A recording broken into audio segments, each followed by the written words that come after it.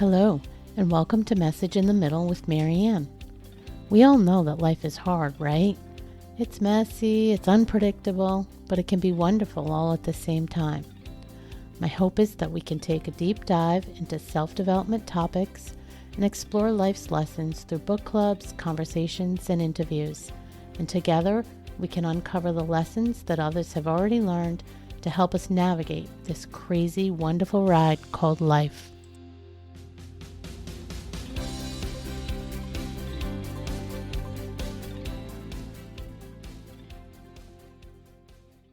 Hello and welcome to Message in the Middle with Marianne, and today with Katrina McGhee. Katrina is a career break and sabbatical coach and a certified life coach with an MBA who has a signature Take the Break program to help career women create happier, more fulfilling lives by designing bold and transformational life breaks. Katrina is an enthusiastic world traveler and a sort of digital nomad. Her advice on career breaks, money, and travel has been shared across various outlets, including Forbes, Smarter Travel, Thrive Global, and Yahoo. Impressive. Thank you for being with me today. I'm so excited to talk to you. Yes, thank you for having me here. I'm excited to be here, Marianne. Thank you. This is great. So the reason I'm excited to talk to you and share your journey with my listeners is because while I think it's brave and exciting and fascinating and kind of all the things, I also think there's some messages in the work you do and the journey you are on. And that's what my show is all about, finding the messages in other people's journeys. So let's start by maybe framing it up and talk about how you got here, because you had your own little journey to put you in this work, right? Yeah. And I would say little might be an understatement. It was quite a winding path. I feel like there are lots of maybe moments that have informed this journey, but I think the most important place to go back to is that first career, because I was so excited to land a job that paid well, that had great benefits. I grew up in this small town in the middle of West Virginia, and these kind of jobs weren't just you can't just go pick them off trees. I felt really fortunate to finish college at 21 years old and to be able to make more money in that first job than either one of my parents were making individually, right? And so I moved to Atlanta. I start this career, but I quickly realized it wasn't really me. I was an actuary, and it was a very sort of like math heavy job that was also a lot behind the screen. And I love people, but I was so excited to be a part of making money and having healthcare and health insurance and all this stuff. So I did that for 8 years. But what was true for me is that planted a seed for me of, sometimes chasing those aspiring goals can be so amazing. And when you get them, it feels so good. But then you ask yourself, is this really what I want for my life though? And so, I'd started to consider this, but I still had a lot of fear. So I decided to make a smart exit. So 8 years in, I make a smart exit and I go get my MBA, because how is that not a great idea on paper? And I loved that experience and came out with a second career. But I think I was really just trying to run away from the fact that I was living a life that was not in alignment. And I just doubled down on this corporate career path because that's what I knew. So I end up, sorry, go ahead, Marianne. Yeah. No, I was just going to say, it's just a common theme we hear a lot about is people, they have these visions or of kind of what they were drilled into their minds as they were growing up. And this is all you ever thought you wanted to do. And then you get there and it's not really a fit. But Go ahead. Sorry, I interrupted you. Yeah. Oh, no, not at all. So and I think it's exciting. I won't deny, right? There was a point of that where making my own money and going to meetings and having conversations with clients, there was a part of that was super sexy and fun and exciting. But I think that goal was maybe more shallow, right? So once I achieved it, it didn't create this permeating sense of fulfillment. So when I started my second career in market research, I moved out to Minneapolis and worked for a big company, and I felt really lucky to have that job as well.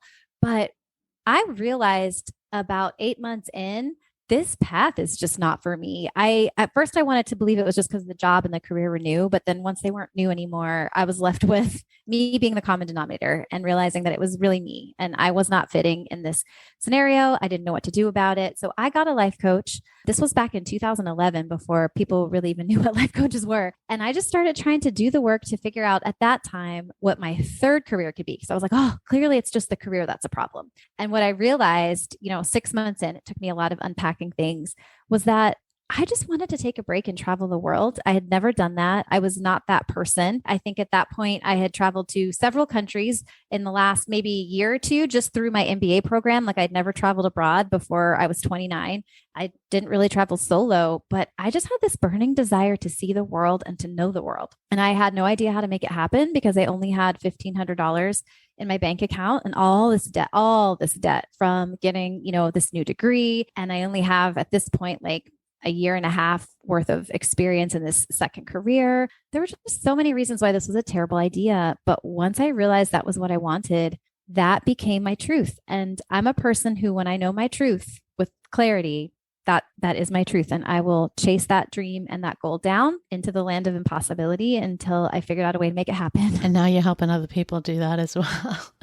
Exactly. You know what I love about that story? And it didn't dawn on me the first time we chatted, but you didn't have this major breaking point, which is a pattern that's more common. You're probably hearing that as you work with people.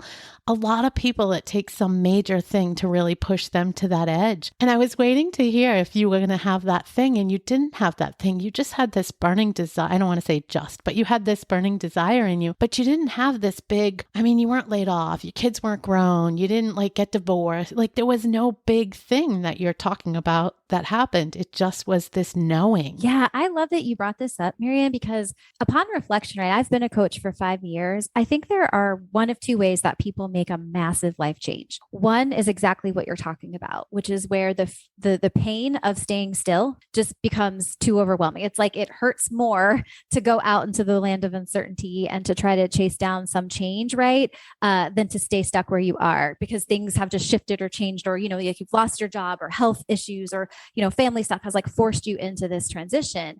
And the other way is to fan the flames of your desire so big that you're going towards this dream or you're going towards this vision of a different life, even if it's not super clear. It's like the desire you have for things to be different just overwhelms you. And I want to say, it's not as simple as just wanting something badly enough.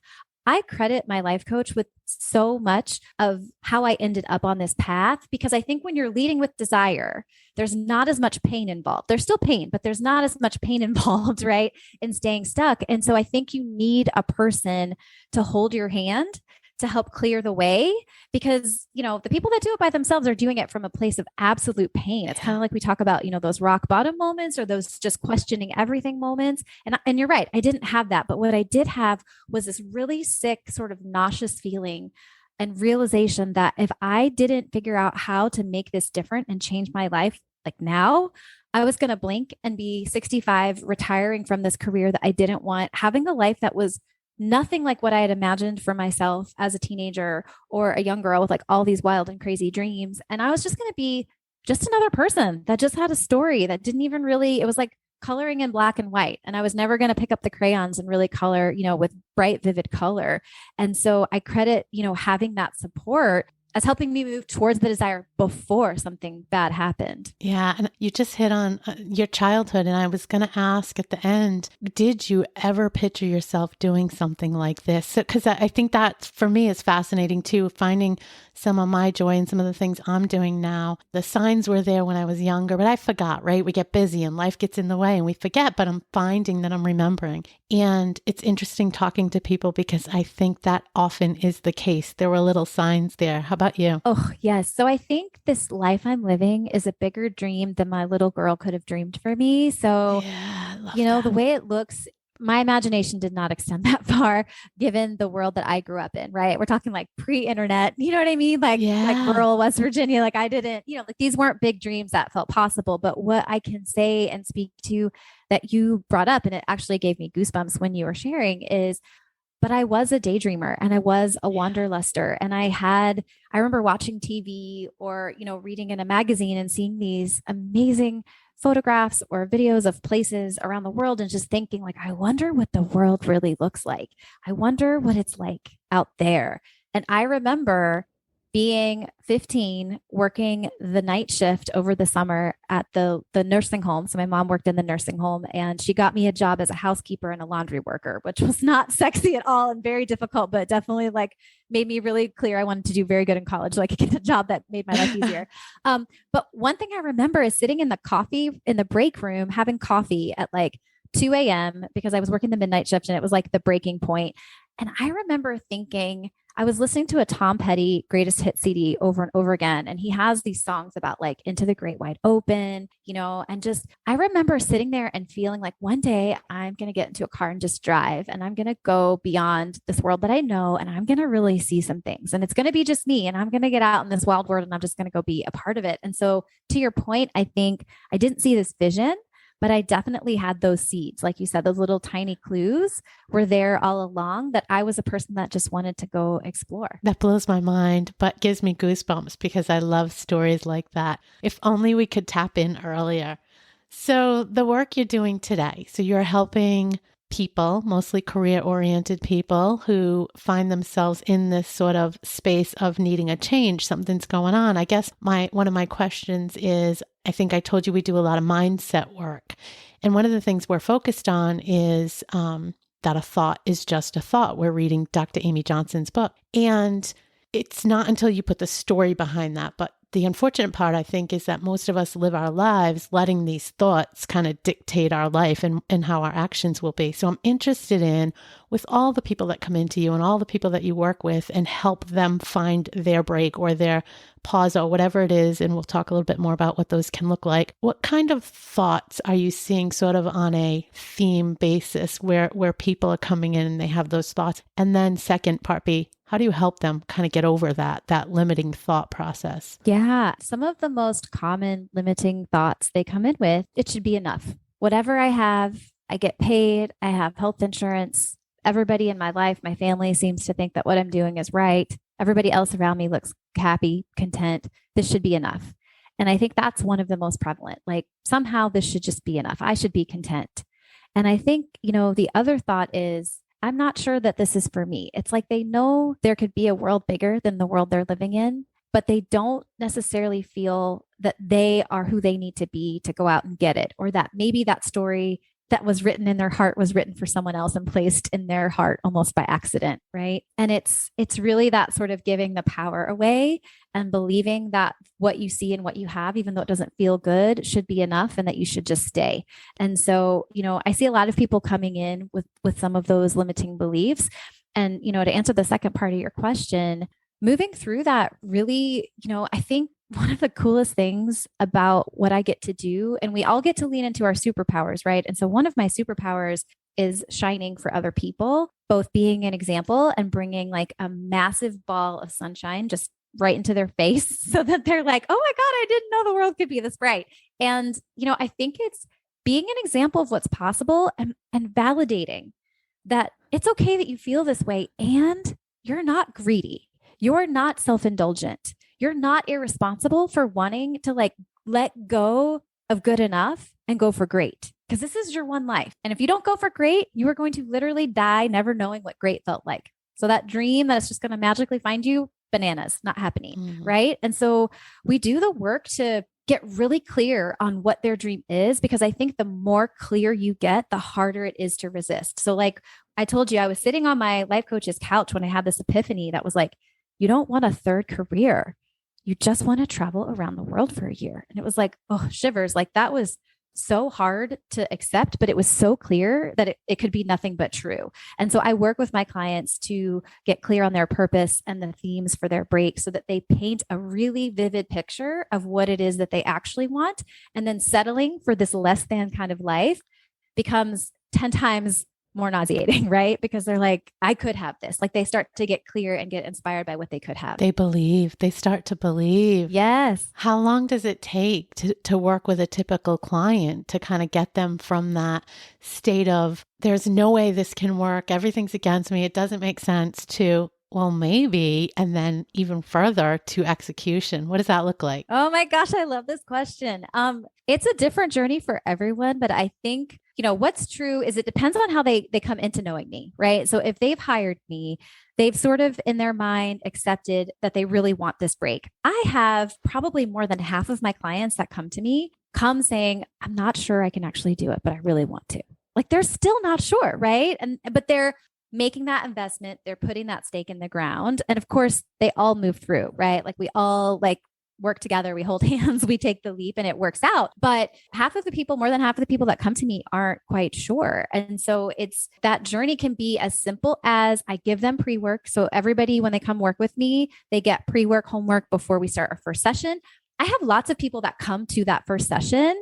Their pre-work said they were confused. And when they get to that session, they're like, I'm really clear. I know I want a break. I'm just really scared. And that's really all that it is, right? The fear made me think I was confused. I'm not confused. I really want the hell out of here. I just didn't know that I could actually leave. So I was trying to be at peace with it, but I really want to go. And so it can be as simple as one session, even before one session.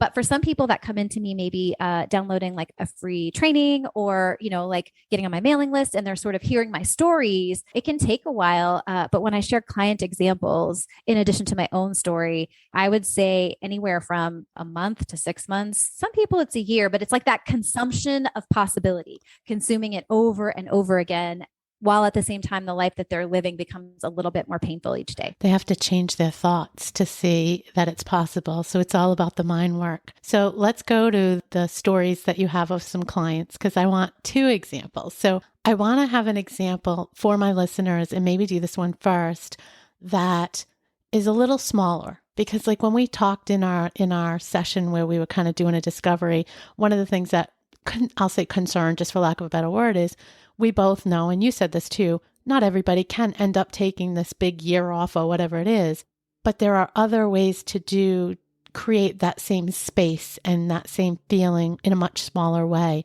So I'd love if you have any examples of something smaller that you helped somebody achieve. And then I'm just curious on what's the best, I guess everybody has their own opinion of best, but most fascinating or biggest thing somebody's done while working with you. Oh my goodness. Those are such great questions. So I would say people that hire me usually are thinking a minimum of 3 months just to make the investment of working with me make sense. So the break is big enough that they feel overwhelmed by it. So I've definitely worked giving advice or tidbits for people that have taken smaller breaks. And I have maybe a couple of ideas for any listeners that, this applies to them. They're I want to start with 2 weeks or 10 days or something like that and make it more palatable. So the advice I would give for this is you have to put yourself first. You absolutely have to pre-schedule this time off. And you have to not fill it with errands. Oh my gosh. The number of times people think that they're taking a break and then they're like, well, since I'm not working this week, I can go to the dentist. I can go to the post office. I can, donate all those things that, oh my goodness, right? That's a different kind of break. That is called the catch up on life admin break. That is not the soul restorative, immerse myself in everything I want and need, find my inspiration kind of break. And so you have to put yourself first. And you have to make and hold that time to be sacred. So no chores, no admin stuff. It's just you time, right? I like to use this visual. You have to completely clear the table so that you can choose and intentionally, individually select the pieces that you want to put back on. You can't just half clear the table. Well, I'll clear the stuff that feels like work, but I'll leave all the admin stuff. You just clear the table, start over again. And the other thing is, and this applies to every client I work with, get clear on your purpose and get clear on the mission. What is this time about? Why do you need it so badly? What would success look like if you came out of this? And then design it so that you're doing things that ladder back up to that purpose and align with the mission that you have. So I have a client that did a 3-month break, which, relatively speaking on sabbatical terms, that's smaller because the average is probably 6 to 12 months. And she basically just did an extended form of this. We had to clear a lot of the time on her calendar. We had to get clear on her purpose. And we had to do her themes. And she has done really amazing things. She went on a retreat for this body image self-love thing where they took photographs. They had a person to witness you while you're doing it and say positive things and just to really embrace who you are and to be visible. And so it was this very healing thing for women that feel, they're having a hard time, loving themselves fully or standing out and being visible. And I was just like, that is so freaking cool. She did a 5K in her neighborhood to connect with people that she, didn't really know that well. Like she did so many cool things, but she was clear on what the mission and what success would look like. And so she just started filling it with things that brought her joy. I absolutely love that. And we had talked about, and one of the questions I was going to ask is, how does this fall into the self-care realm?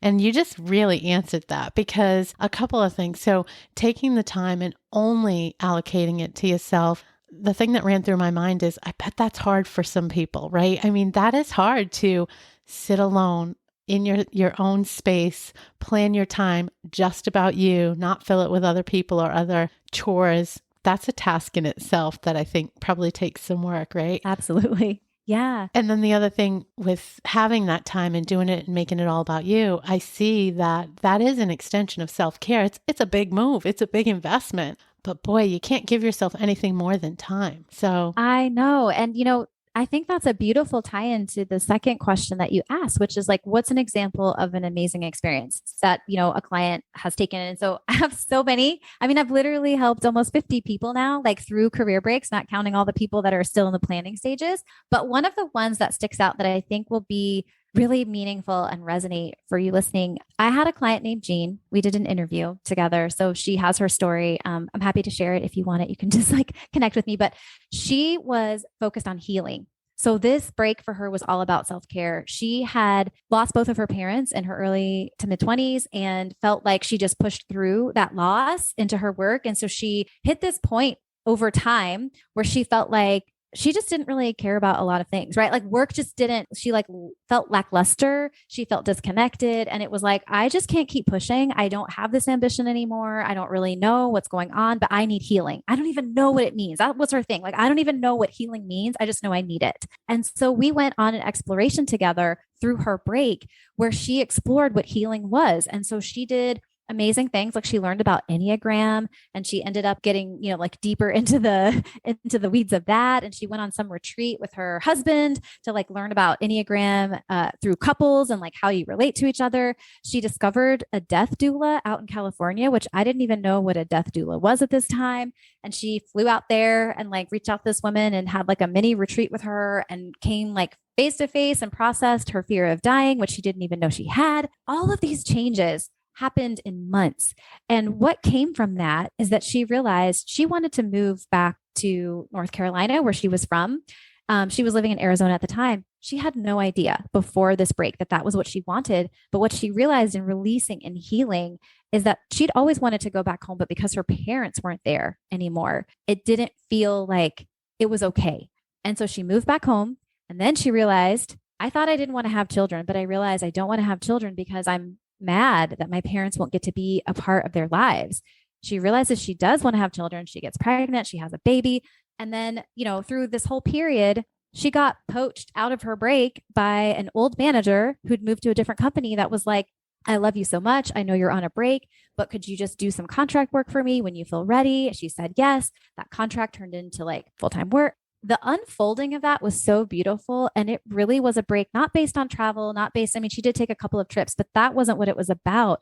For her, it was just I need to heal and I need to practice extreme ultimate self-care. Do you feel like you have to pinch yourself some days? Because when I'm listening to you tell this story, first of all, I can see in your face, in your eyes, they can't see you, but you really love what you're doing. But you also, the excitement in the fact that she got all this out of it, you must just be overwhelmed with joy when you bring these people to that realization. I live for the breakthrough. I live for those moments where the good stuff happens that goes beyond what their wildest imaginations could have held for them. And every time I'm like, oh my gosh, I'm so grateful I get to be doing this work. I love that. I love that for you. Tell me, after having done this for a while now, what surprises you? Oh, that is a great question. I think what surprises me is that I have to continue to do the work on myself to be a great coach, because one of the things that is required of me is not owning their experience. And by that, I simply mean, I wish after 5 years of doing this, I had a magical sentence that I could say to somebody that has the same fear that literally 35 other people I've coached have had, where I'm like, oh yeah, I've learned it. I've distilled it. I'm going to say this one magical sentence.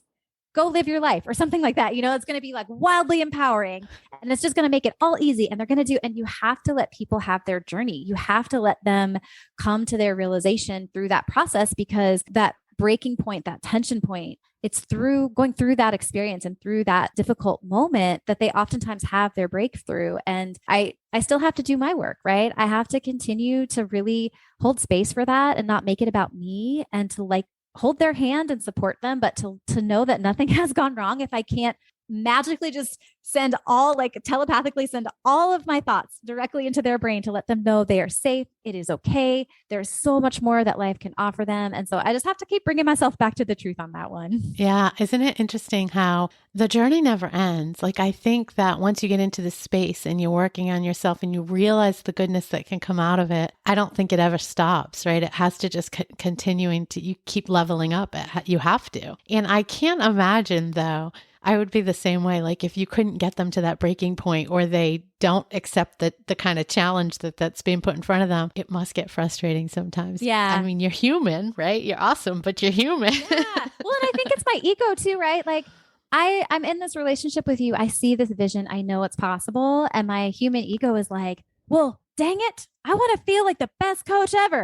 Just listen to me. I know what I'm saying. You know what I mean? And I'm like, oh, it's not about you, Katrina. It's about them. I'm just a human on my own human journey. Yeah.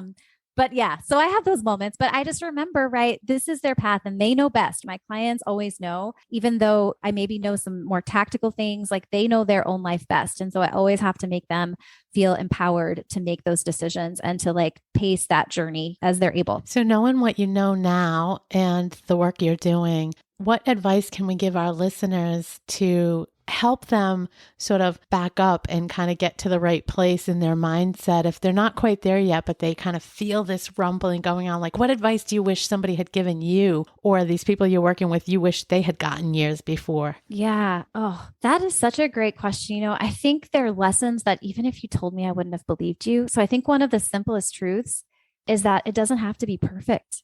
Failure is just a concept. Like failure is not the end of anything. And the fact that we're so afraid to be uncomfortable, to stand out, to embarrass ourselves for 1 second, if I could go back and tell even 17-year-old me, if I could give her the knowledge that like when you fail, you're actually going to get to your end result faster. And when you give yourself permission to just go for what you want, you're going to get to the place you want to go faster.